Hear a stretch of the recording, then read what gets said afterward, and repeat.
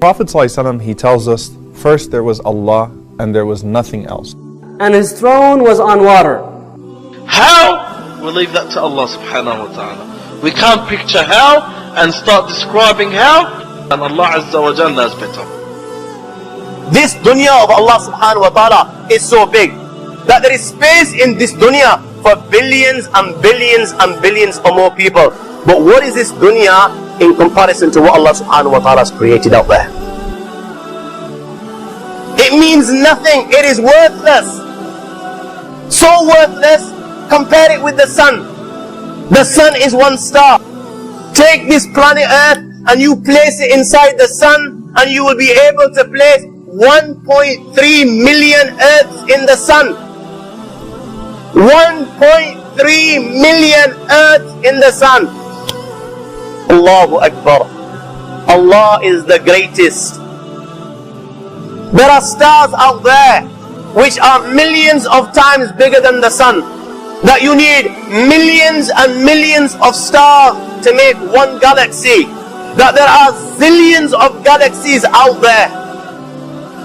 Everything that we've spoken about in regards to the universe, in regards to the galaxies, in regards to the trillions of stars and the trillions of planets and so on and so forth, all of that comes under As-Sama' ad-Dunya, the first heaven. And Allah is the creator of 7 heavens. 7 heavens!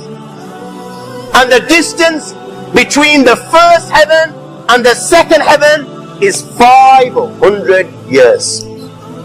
Where the distance that can be covered in 500 years, at what speed?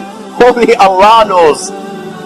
Only Allah knows. But it will take 500 years to get from the first heaven to the second heaven. 500 years from the second to the third, third to the fourth, fourth to the fifth, fifth to the sixth, sixth to the seventh. Every time it will take 500 years. After the 7 heavens, وَسِعَ كُرْسِيُّهُ السَّمَاوَاتِ وَالْأَرْضِ. You all read the Ayat al-Kursi. You all know the Ayat al-Kursi. After this you have the Kursi of Allah, you have the chair of Allah subhanahu wa ta'ala. Al-Kursi is the footstool, which Sa'id ibn Jubayr radiallahu ta'ala anhu said is like a stair to the Arsh. All of these heavens compared to the Kursi is like a ring in the desert. The 7 heavens is the ring, and the Kursi of Allah is the Sahara desert. After the Kursi of Allah, my young friends, you have the Arsh of Allah. The Kursi compared to the throne, compared to the Arsh, is like a ring in the desert. And Allah subhanahu wa ta'ala is above His throne. This time, the ring is the Kursi and the Arsh is the desert. What is the Kursi in comparison to the Arsh of Allah? Nothing. Then you have angels which carry the Arsh of Allah.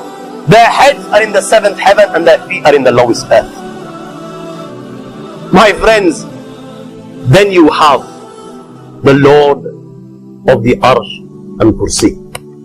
لا تدركه الأبصار ويدرك الأبصار وهو اللطيف الخبير. He is beyond the size of Allah, who Allah is, what Allah is. The greatness of Allah is beyond the comprehension of my little mind. And Allah is above His throne, but nothing is hidden from Him.